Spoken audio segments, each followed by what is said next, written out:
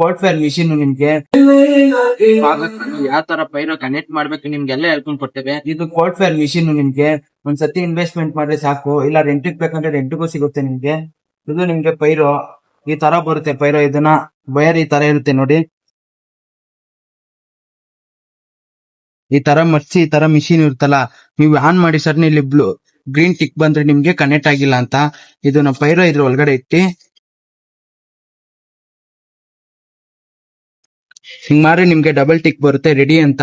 ನೀವು ಎಲ್ ಬೇಕೋ ಇದನ್ನ ಯಾವ ಜಾಗದಲ್ಲಿ ಬೇಕೋ ಪ್ಲೇಸ್ ಮಾಡಿ ಈ ಟವರ್ ಎತ್ತಿ ಇಲ್ಲಿ ರಿಮೋಟ್ ಅಲ್ಲಿ 3 ಅಂತ ಇದೆ, 3 ಅಂತ ಅಮ್ಕೋರೆ ನಿಮ್ಗೆ ಬ್ಲಾಸ್ಟ್ ಆಗುತ್ತೆ.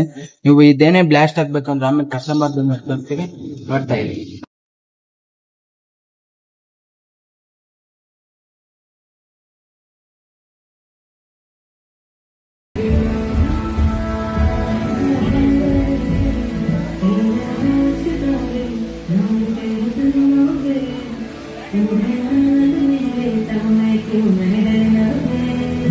Thank you.